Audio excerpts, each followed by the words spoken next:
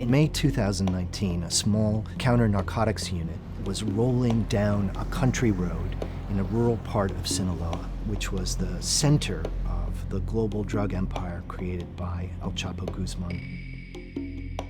They were overcome by a pretty powerful smell. They were literally stopped in their tracks, and it's one of the things that people on these counter-narcotics squads are looking out for, smelling out for in this case. So they got out of their vehicles, and through a clearing of trees, they found 5 cauldrons that were being used to produce heroin. And they also found 4 jugs of a chemical called acetic anhydride that was made by a major multi-billion-dollar American company, and the product brand was J.T. Baker. And that chemical is the only thing other than the sap from opium flowers that you need to manufacture heroin. And under international drug laws, it's one of the most highly controlled of these chemicals sold anywhere in the world, except Mexico. The great tragedy for me in investigating this was the idea that any American company could be involved in that, even if it's unknowing. It really made us feel like we had to do everything we could to expose this situation and make it public.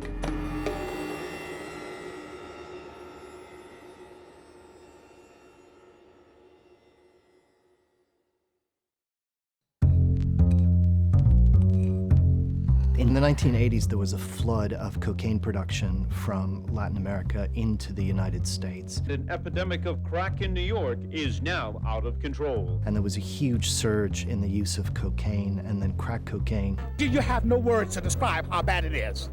I've seen young mothers with babies in strollers and small toddlers at their skirt tail buying crack in the neighborhood where I live. Amid sort of like a lot of concern and even some hysteria in the United States about the cocaine problem, the CIA and the Drug Enforcement Administration in the US made a rather embarrassing discovery that about 95% of the chemicals that were used to make cocaine in South America for the US all came from American chemical companies. Behind closed doors at Senate offices on Capitol Hill, the Senate Intelligence Committee began its investigation this morning, one of several committees that want to carry out hearings. In Congress, there was a scandal, and there was a pretty swift reaction, and so there were significant amendments to the drug laws requiring chemical companies to take responsibility for their sales overseas and to make sure that from start to finish, the supply of drug-making chemicals went to customers who had a legitimate purpose to use them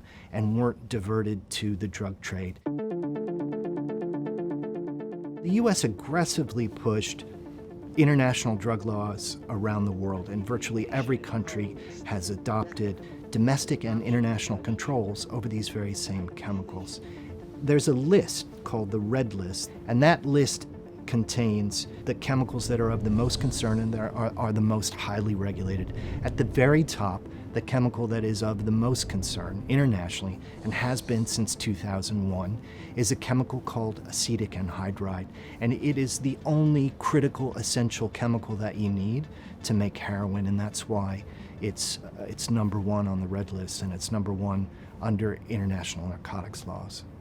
We were trying to figure out, knowing that acetic anhydride was absolutely necessary for making heroin, and it was strictly controlled, how the drug cartels were getting access to it.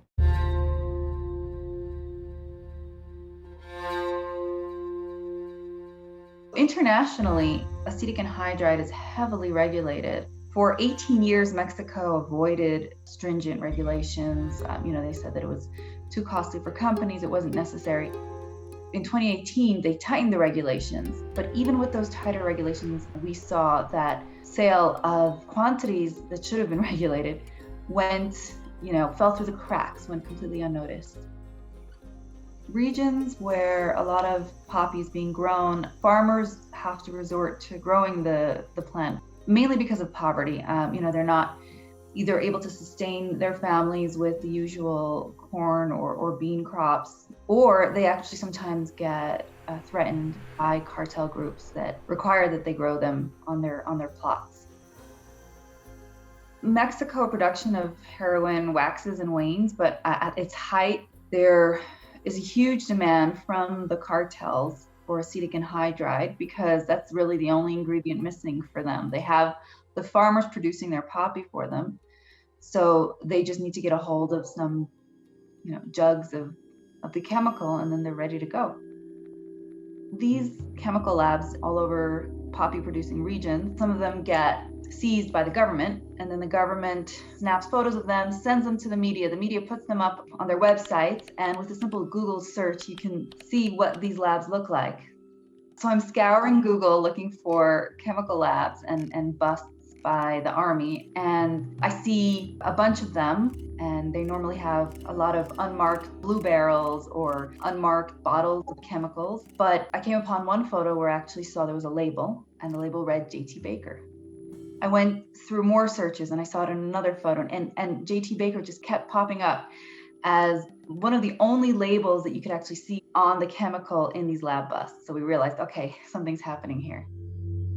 So J.T. Baker was a century-old American brand that had this really good worldwide reputation for its purity, and its purity and control of its production was a huge part of its marketing to chemists at universities, to chemists in the pharmaceutical industry who use it in R&D, research and development labs. It had been bought, the brand, in August of 2010 by a company that became known as Avantor. From discovery to delivery, scientists and research professionals worldwide trust Avantor.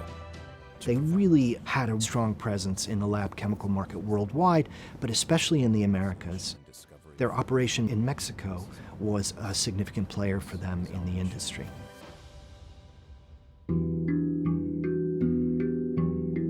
So as we started looking into this J.T. Baker brand, we started discovering a lot of really extraordinary things. Sellers and distributors in Mexico that we spoke to told us that it was incredibly popular with the narcos. And the reason it was so popular was because, for the same reason that it was marketed for laboratories, was its purity and its reputation for purity. We found that the company was selling it in these rather extraordinary containers. So they're 20-liter size containers, it's a pretty substantial black plastic container to keep the sunlight out. Avantor had said that this specific container was the largest amount of chemical you could get in a container designed for a single operator to be able to still use handily. Now, the narcos absolutely loved these jugs. They were perfect for the cottage industry nature production of heroin in Mexico. So one thing we found once we sort of studied the market in Mexico and studied Avantor was that Avantor distributes in Mexico through what are called channel partners, which are essentially distributors.